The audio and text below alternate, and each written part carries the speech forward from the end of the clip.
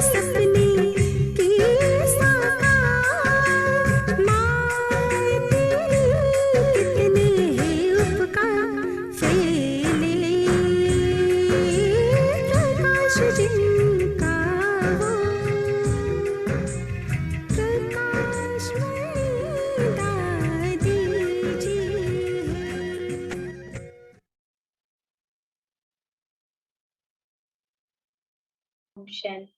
ओम शांति दीदी जी, आपका बहुत बहुत स्वागत है। स्वागत है पावर और प्रकाश टीम की ओर से, मधुबन निवासियों की ओर से, और हमारे प्यारे मीठे दादी जी की ओर से भी, और साथ साथ में हमारे प्यारे मीठे बाप दादा की ओर से भी आपका बहुत बहुत स्वागत है। और आप सभी ब्यूटी एंजल्स का भी बहुत बहुत स्वागत है। जैसे कि ये अव्यक्त मास चल रहा है, और हमने देखा कि कल दीदी जी ने बताया कि सूरज भाई जी ने अपना अनुभव बताया, जो आबू में सूरज भाई जी हैं, हम सभी जानते हैं। तो ऐसी आत्मा ने अपने अनुभव के द्वारा बताया कि दादी जी की विशेषताएं क्या है। तो जैसे हम सभी सूरज भाई में जैसे हम अनुभव कर रहे हैं कि दादी जी के साथ अंग संग कैसे पालना दे रहे हैं। तो अभी हम देखते हैं कि सूरज भाई जी ने जो दादी जी की विशेषता के बारे में बताया, तो और आगे हम कुंती दीदी जी के मुख कमल से हम रसपान करेंगे कि दादी जी की विशेषताएं और सुनेंगे। तो दीदी जी, ओम शांति। शांति। आज हम सुनेंगे दादी जी अलौकिक माँ, योग के शिक्षिका, श्रेष्ठ मार्गदर्शिका। दादी जी, ये राजू भाई मुरली के वाले जो हैं वो सुना रहे हैं। दादी जी को हम चैतन्य सहस्त्र भुजा वाली देवी कहें तो कोई अतिशयोक्ति नहीं है, यानी 1000 भुजा वाली देवी। दादी जी का सरल स्वभाव, निश्चल मुस्कान, उनके पवित्र शक्तिशाली प्रकंपन हर आत्मा को चुंबक की तरह अपनी ओर खींच लेते थे। मैंने अपने जीवन के 36 वर्ष दादी जी के साथ साथ बिताए हैं। दादी जी के साथ बीते दिनों का एक लंबा इतिहास लिखा जा सकता है, लेकिन थोड़े शब्दों में कहूं तो दादी जी के सानिध्य में जो भी आया वह प्रभावित होने बगैर नहीं रहा। हेडिंग है, दादी जी के संकल्प में इतनी शक्ति थी कि संकल्प उठा और कार्य सिद्ध हुआ। ब्रह्मा बाबा के अव्यक्त होने के पश्चात दादी जी ने यज्ञ के प्रशासन को संभाला। अपने नेतृत्व में प्रतिवर्ष एक नए भवन का निर्माण कराया। दादी जी के संकल्प में इतनी शक्ति थी कि संकल्प उठा और कार्य सिद्ध हुआ। कभी दादी ने यह नहीं सोचा कि यह हो सकेगा या नहीं। बाबा ने संकल्प दिया है, होना ही है। इस अटल निश्चय के आधार पर सब साधन अपने आप जी हजूर करते थे। मुझे याद है जब ओम शांति भवन बना, दादी जी ने कहा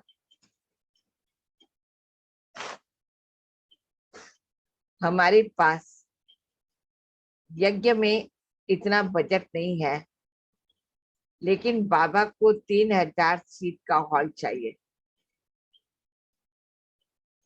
सभी भाई बहने रोज शाम को 4 से 6 घंटा कार सेवा करो, है ना। स्वयं हम सभी को मिलकर के सेवा करनी है। दादी जी का सबके साथ पत्थर तोड़ना, लाइन में खड़े होकर पत्थर उठाना और फिर हर एक की दिल से प्रशंसा करना, अपने हाथों से मीठी टोली खिलाना, सबके उमंग उत्साह को बढ़ाना, वो अद्भुत पालना थी। जब ओम शांति भवन बना तो दादी ने हर एक को, जो भी टीचर्स भक्ति के होते थे या कोई भी होते थे, तो उन सभी को भी दादी प्रोत्साहित करते थे। हर एक बहनों से भी दादी ने ये कार सेवा करवाई। एक दिन जब पहले उठाना होता था तो थोड़ा लगता था कैसे उठाएंगे, क्योंकि कभी उठाया नहीं, लेकिन दादी उठा रही है तो सबको उमंग गुस्सा जोश रहता है, तो सभी ने उठाया। और फिर थोड़ा दर्द करने लगा क्योंकि उठाया नहीं और इतनी पत्थरों की आदत भी नहीं, तो दर्द करने लगा। लेकिन दादी को तो दूसरे दिन भी सेवा करानी थी, तो दादी क्लास के समय बहुत रमणीकता से प्रशंसा करके और बोलती, देखो कल उठाया तो दर्द कर रहा है ना, आज उठाएंगे ना तो दर्द मिट जाएगा।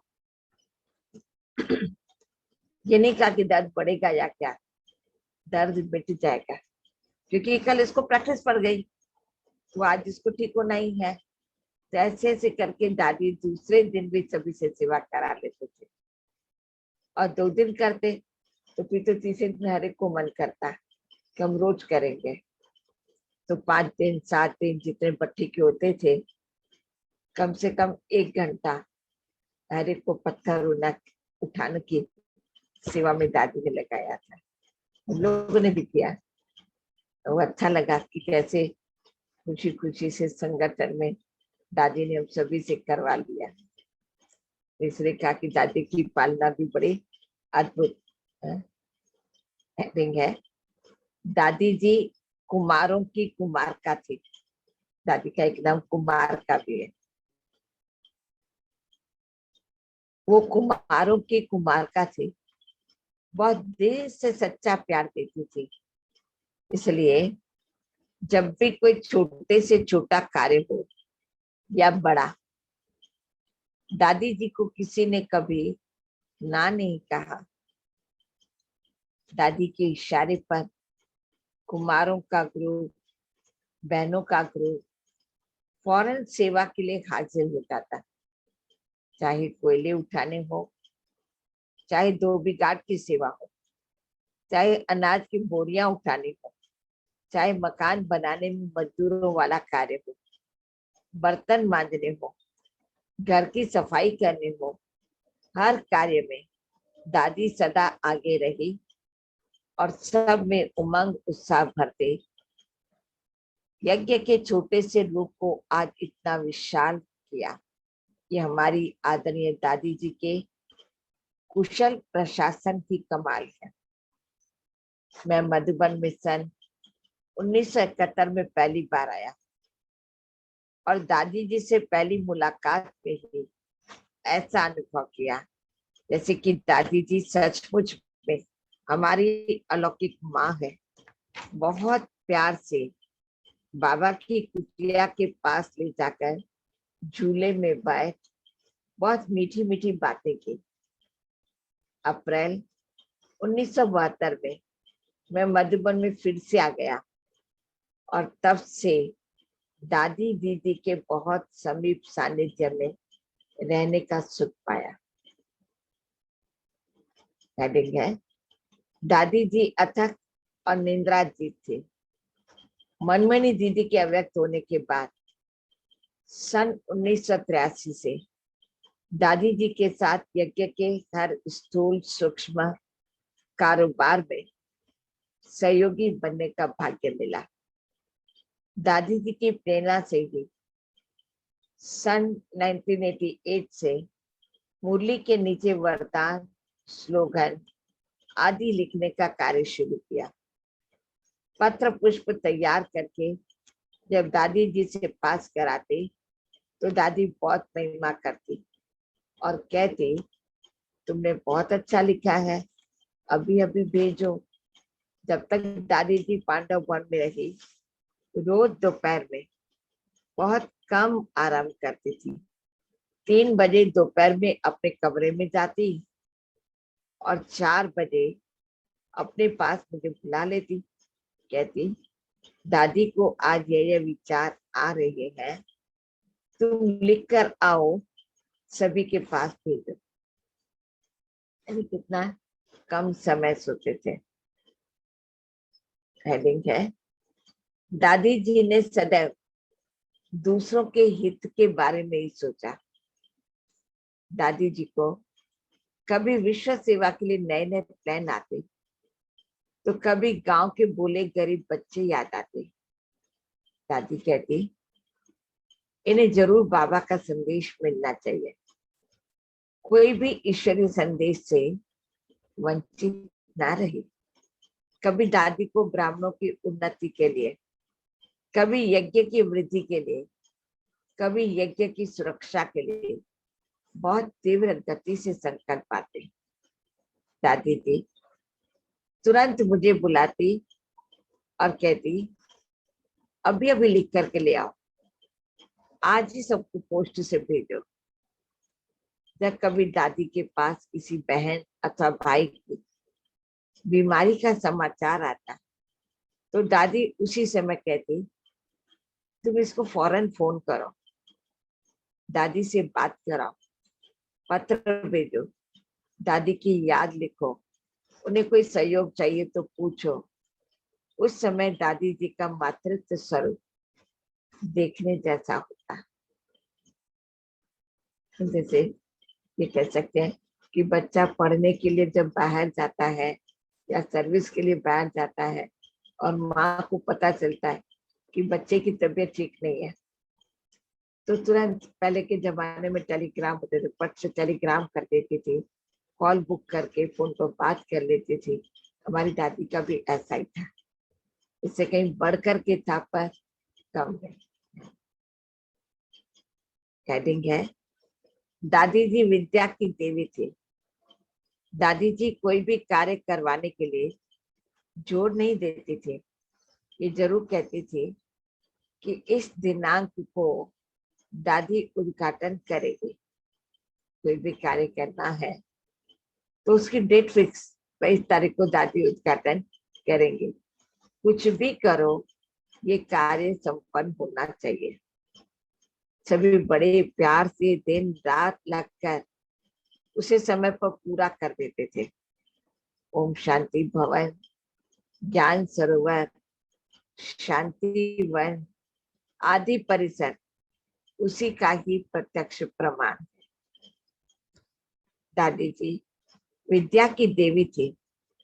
जब कभी उनके पास पत्र लिखने के लिए बैठता, तो उनके अंदर से ऐसे ऐसे ज्ञान के अनमोल रत्न लगातार निकलते, जैसे अंदर कोई पुस्तक प्रकाशित की हुई हो।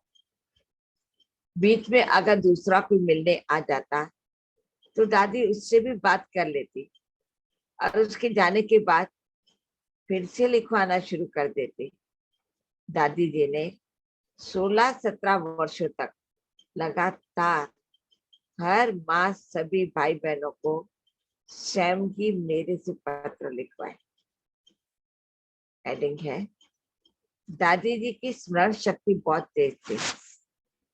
दादी जी को यज्ञ की एक एक वस्तु की, हर एक विभाग की पूरी जानकारी थी। हर एक को नाम सहित संबोधन करके बुलाती। उनकी स्मरण शक्ति इतनी तेज थी जो कभी किसी का नाम ले भूलती नहीं थी। हर एक छोटे बड़े सेवा केंद्र का पोता मेल, माना हिसाब किताब दादी जी स्वयं देखती थी। कितना खर्चा है, कितनी आमदनी है, दादी जी के पास पूरा हिसाब था। यज्ञ के हर सेवा केंद्र का वे व्यक्तिगत ध्यान रखती थी।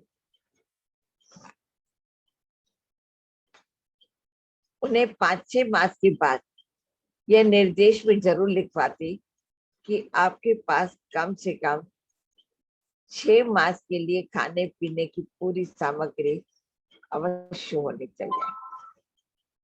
हेडिंग है, दादी जी के अनेक देवियों के रूप थे।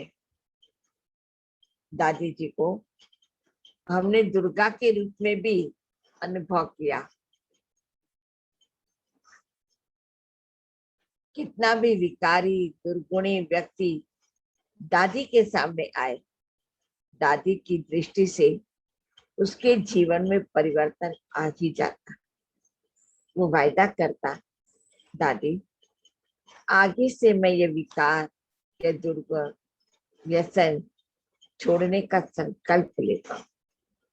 दादी का शीतला रूप भी उन्हें क्षमा कर देता और आगे के लिए उनमें शक्ति भर देता। कई बार दादी को काली के रूप में भी देखा। अगर कोई दादी के आगे सच नहीं बोलता, छिपाने की कोशिश करता, तो दादी उसे कभी कभी अपने स्वरूप से काली रूप का भी साक्षात्कार करा देती। उस समय दादी जी के स्वरूप में लव और ला का संतुलन देखने जैसा होता था। कोई उनके सामने झूठ बोलने की हिम्मत भी नहीं कर सकता था। ऐसे कई दृश्य इन आंखों से देखे और अनुभव भी किए हैं। हेडिंग है, वह दृश्य मैंने आंखों से देखा। 25 अगस्त को बड़ी दादियों और बड़े भाइयों के साथ मैं भी दादी जी के सन्मुख था। दादी जी कैसे अव्यक्त फरिश्ता बने, वह दृश्य आंखों से देखा। उस समय ऐसा अनुभव हो रहा था जैसे दादी अपनी सर्व शक्तियां हम सब में भरकर प्रत्यक्षता और संपन्नता के कार्य में और फास्ट सेवा के लिए वतन में उड़ गई। हमारी दादी अभी भी हमारे साथ है और सदा साथ रहेगी। दादी जी से मिली हुई पालना, उनकी शिक्षाएं, उनका विशाल दिल, उनकी मधुर वाणी, उनकी युवाओं जैसी उमंग उत्साह, उनकी निश्चल मुस्कान, उनके दिल में हर एक को सदा आगे बढ़ाने का सच्चा प्यार कभी भुलाया नहीं जा सकता। उसी का रिटर्न देना, दादी जी के प्रति सच्ची श्रद्धांजलि अर्पित करना। अब देखें दादी जी स्वयं क्या बताते।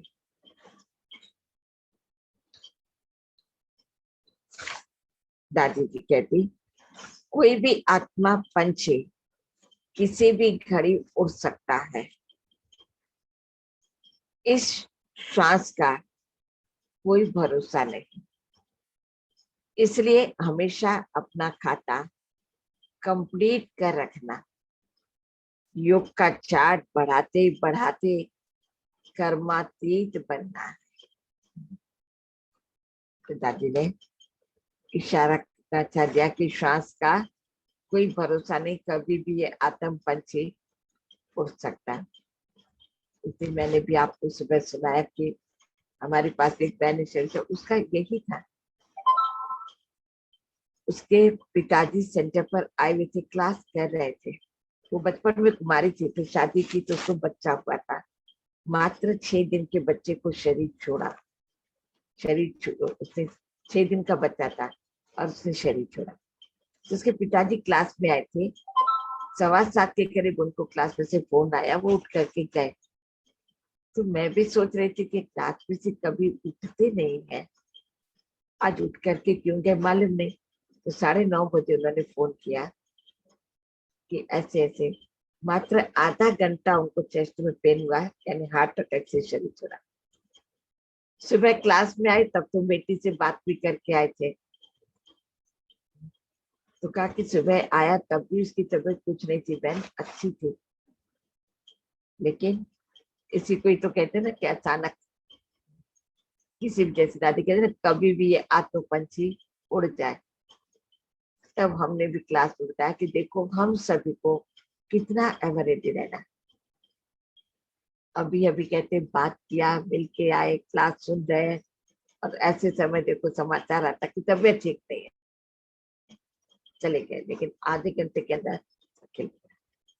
तो हमें हमारी इतनी तैयारी ऐसे एवर रेडी, जिसको हमने कहते हैं कि एवर रेडी टार्च वो फेमस होती है, ऐसे हम बाबा के बच्चे भी बिल्कुल एवर रेडी।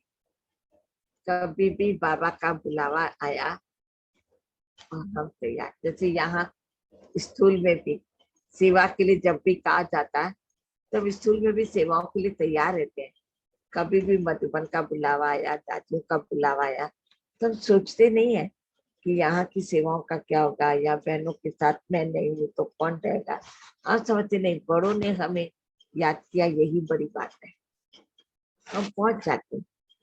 ये तो देखो, ये तो और बड़ी बात है कि दादी कैसे बुलाती तो हम जाते हैं, तो बाबा को हमारी से सेवा चाहता है। इसके साथ समय दादी ने इशारा दे दिया, अंतिम घड़ी की स्मृति को रखना। दूसरी बात दादी कहते, कर्म तो हर एक को करना है। देखो, कर्म से कोई नहीं छूट सकता, लेकिन लौकिक में भी कर्म करते अलौकिक में रहना है। कर्म में रहते योग का पोता मेल रखना है, अर्थात आत्म स्मृति और परमात्मा स्मृति का ध्यान रखना है। तीसरी बात दादी कहते, संतोष देना यही सच्ची पालना। दूसरों को संतोष वही दे सकता जो पहले स्वयं संतुष्ट हो। जिसके पास संतोष है उसके पास धीरज भी है। जो संतुष्ट रहता है वह शीतल भी होता है। ऐसी बात दादी कहते, हमारा स्लोगन है, निर्माणता वाला की नव निर्माण कर सकता है। जितना जितना नम्रता भाव रखेंगे, झुकना सीखेंगे, उतना आगे वाला सतह के नजदीक आएगा। वो मेरे आगे आए, वो मेरे पास आए, वो खुद बोले, नहीं, दादी ने कितना अच्छा सिखाया कि हम नम्रता को धारण करें तो सामने वाला जरूर हमारे आगे आएगा। दूसरी हेडिंग है, वह प्रेम की मूर्ति इस प्रेम में उतर आए। प्रेम भाई गुलबर्गा।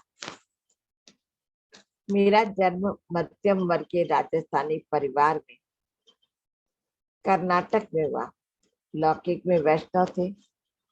सन 1969 में मैं एक और कॉलेज में पढ़ाई कर रहा था, तो दूसरी और संस्कृत पढ़ाने का कार्य भी कर रहा था। तब मेरी उम्र 19 वर्ष की थी। सरकारी ट्रेनिंग के कारण मुझे बेंगलोर जाना पड़ा। वहां पहुंचने के पहले ही दिन मुझे बाबा ने अपना बना दिया। 1969 में ज्ञान दिया। शीघ्र ही मुझे बाबा के यज्ञ का भोजन भी मिलने लगा। संस्था की प्रधान बनने के बाद उन्हीं दिनों दादी जी, जानकी दादी और शील दादी के साथ पहली बार बेंगलोर में आई थी।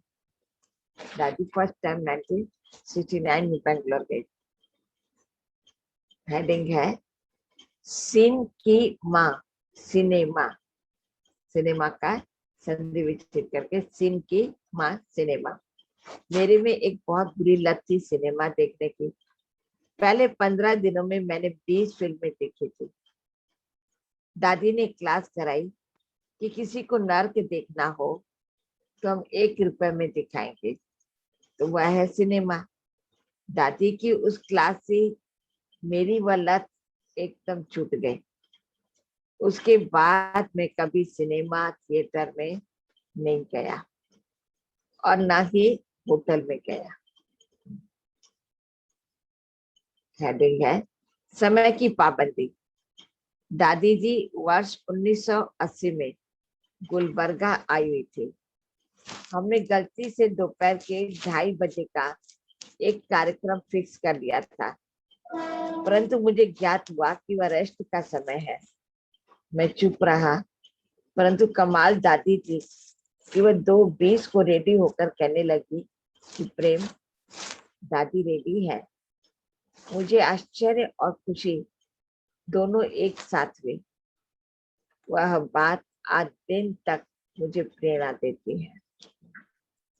दादी ने कभी समय को नहीं देखा कि किस समय या क्या नहीं। सेवा है, माना दादी रेडी रहते थे। हेडिंग है छोटों का ख्याल रखना। हर व्यक्ति का ख्याल रखना कोई सीखे तो दादी जी से सीखे। चंद्रमणि दादी ने शरीर त्याग किया था। ट्रेन न होने के कारण मैं कार से मधुबन पहुंचा। हजारों आए हुए थे। शाम को भोग के बाद मैं पांडा भवन के प्रांगण में था। मुझे लगा कि किसी ने मेरी पीठ पर हाथ रखा है। मुड़ करके देखा तो दादी जी थी। कहने लगी, बहुत अच्छा किया जो आ गए। सराहने की कला, मतलब प्रशंसा करने की कला। दादी वो हैसियत थी जो मुर्दे में भी जान भर दे। शांति वन में सीजन के समय मैंने एक क्लास कराई। दूसरे दिन दादी जी मीटिंग हॉल से मैं बाहर निकल रहा था। दादी जी ने कहा, प्रेम, क्लास बड़ी अच्छी कराते हो। डॉक्टर सविता बहन ने कहा कि कल शाम दादी ने टीवी पर क्लास सुनी। मेरी आंखें भर आई और मैं अपने को धन्य मानता हुआ दादी की ओर देखता रहा। क्या बोलूं समझ में नहीं आ रहा था। आज भी वे शब्द मेरे कानों में गूंजते हैं। हेडिंग है निश्चिंतता की प्रतिमूर्ति। सन 1996 में सत्य तीर्थ भवन के उद्घाटन के निमित्त दादी जी आई थी। हमने एक जिम्मेदार व्यक्ति को रिजर्वेशन के लिए कहा था। रात्रि के कार्यक्रम के पश्चात ट्रेन थी। शाम को ज्ञात हुआ कि रिजर्वेशन कंफर्म नहीं हो सकती है। मेरे तो होश उड़ गए, परंतु दादी ने निश्चिंत हो कार्यक्रम को संपन्न किया। कार्यक्रम संपन्न होते ही संदेश मिला कि रेलवे स्टेशन पर आए और कमाल यह थी कि रिजर्वेशन कंफर्म मिला। दादी को पता चला, लेकिन दादी फिर भी निश्चिंत है। हेडिंग है गुल माना फूल, बर माना पत्तों का माना भंडार। जैसे क्या फूल पत्तों का भंडार। गुलबर्गा से दादी को बड़ा ही प्यार था। वे स्वयं यहाँ 2 बार आए थे और समय प्रति समय दादी जानकी, दादी गुलजार, दादी मनोहर, दादी रुक्मणी, दादी रतनमणि, जयंती बहन, जगदीश भाई आदि आदि महारथियों को भी भेजकर इस नगरी को पावन बनाने में कोई असर नहीं छोड़ी। हेडिंग है अपार पारदर्शी। मानव सृष्टि मंच पर विशेष इस संगम युग में पाठधारी हर आत्मा में अपनी कुछ कमियां होती हैं और अपने ही स्वभाव होते हैं, जिन्हें हर कोई कह सकता है कि छोड़िए ना, उनका स्वभाव ही ऐसा है। लेकिन जैसे ब्रह्मा बाप ने अपने को ट्रांसपेरेंट बनाया कि हमने शिव बाबा को उनके माध्यम से देखा, अनुभव किया, वैसे ही दादी ने अपने को इतना ट्रांसपेरेंट बना, पारदर्शी बनाया कि हमने उनमें साकार बाबा का अनुभव किया। बाबा की मम्मा के स्वभाव और दैवी स्वभाव के अलावा कोई जन्मजात स्वभाव उनमें किसी ने नहीं देखा। अव्यक्त बाप दादा को हमने कहते सुना कि ब्रह्मा बाप में तो बाप आते थे, परंतु दादी तो आपके बीच में रही, आप ही में से एक थी, फिर भी बाप को प्रत्यक्ष किया, विशेष आत्मा बनी। हेडिंग झुक झुक मर मर सीख सीख। ये 3 बातें, झुक झुक, दूसरा मर मर और तीसरा सीख सीख। यज्ञ में प्रसिद्ध उपरोक्त कहावत की साकार प्रतिमूर्ति थी दादी। वह झुकी, झुकाने के लिए वह मरी, हमें हमारे देह अभिमान से मारने के लिए, और सीखा, हमें प्रैक्टिकल में सिखाने के लिए। इतनी नम्र से दादी अब हमें अगले कल्प में ही मिलेगी। अंत में मैं यही कहूँ कि बाबा तो बाबा है ही, लेकिन यदि दादी न होती तो ये प्रेम भी कहीं रावण की दुनिया में खो गया होता। प्रेम भाई थे तो दादी कहता कि रावण की दुनिया में खो गया होता। इसमें अतिशयोक्ति नहीं है। देखिए दादी क्या कहती है, हमें सीखना है, झुकना है, सम्मान देना है। वही बड़ा बनता है जो झुकता है। जो झुकना नहीं सीखा वो बड़ा भी नहीं बन सकता। झुकने वाले में जिद का संस्कार नहीं होता।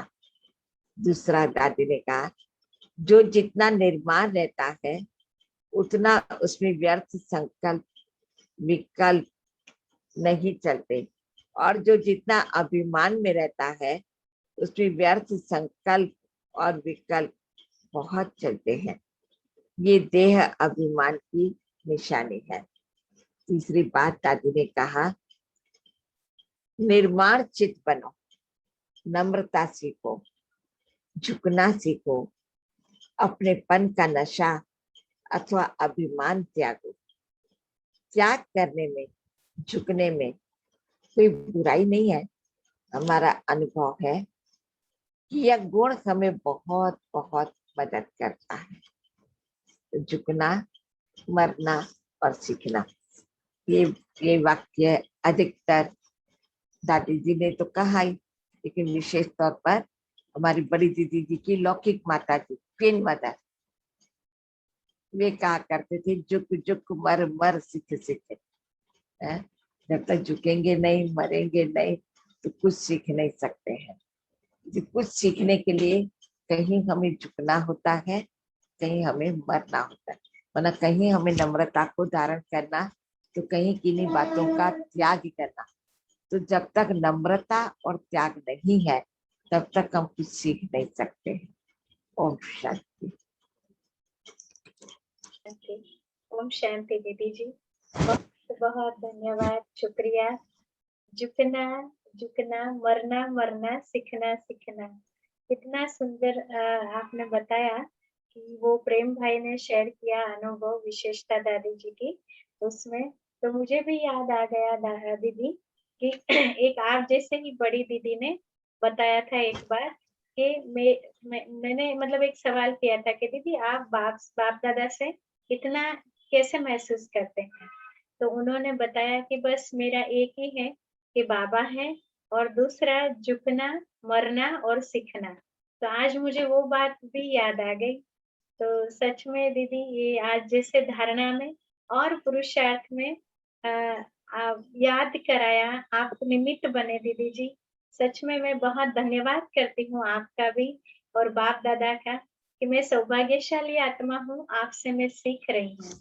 थैंक यू दीदी जी। वो तो देखो भाई बहन जो बताते हैं उन्हीं को हमें आपके आगे हिस्सा हाँ, करेंगे। लेकिन वो प्यार, वो वाइब्रेशंस आई रियली फील, ये मुझे टच होता है। तो थैंक यू बाबा कि आज ये सौभाग्य मिला है मुझे भी। एंड आप सभी ब्यूटीफुल एंजल्स जो अभी सुन रहे हैं, आप सभी भी महसूस करते होंगे कैसे हम दादी जी की विशेषता सुनते हैं, लेकिन सुनते नहीं है, साथ साथ में जैसे धारण करने की एक पुरुषार्थ की लगन आ जाती है। तो चलिए हम बाप दादा की याद में बैठते हैं, वही लगन को और मगन में चले जाते हैं, प्यार में चले जाते हैं।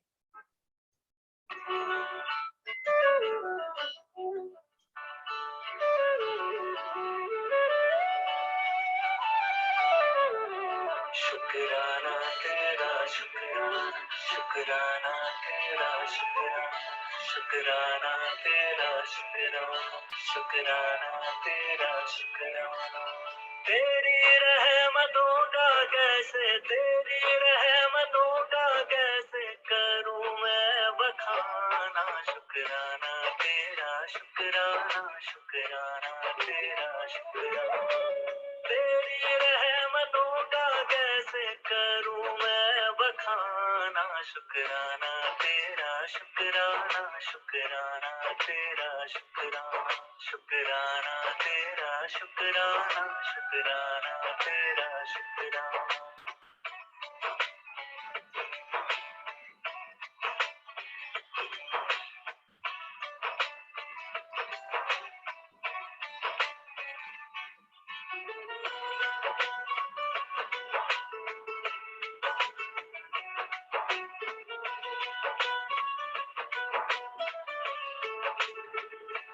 पास बुलाने का शुक्राना दर पे बिठाने का शुक्राना तेरे दर का है शुक्राना मेरे झुके सर का है शुक्राना हंसना सिखाने का शुक्राना राह दिखाने का शुक्राना अपना बनाने का शुक्राना जीना सिखाने का शुक्राना हाथ पकड़ कर मंजिल पर हाथ पकड़ कर मंजिल पर पहुंचाने का शुक्राना शुक्राना तेरा शुक्राना शुक्राना तेरा शुक्राना शुक्राना तेरा शुक्राना शुक्राना तेरा शुक्राना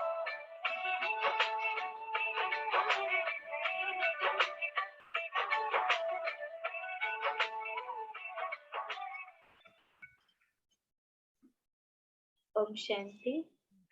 बहुत बहुत शुक्रिया दीदी जी, बहुत बहुत शुक्रिया। और आप सभी ब्यूटीफुल एंजल्स का भी बहुत बहुत शुक्रिया। कल मिलते हैं पारोस आकाश चैनल पर अनुभव से अनुभूति प्रोग्राम 8 बजे। चलिए, तो तब तक के लिए ओम शांति। गुड नाइट दीदी जी। शांति, गुड नाइट। Good night.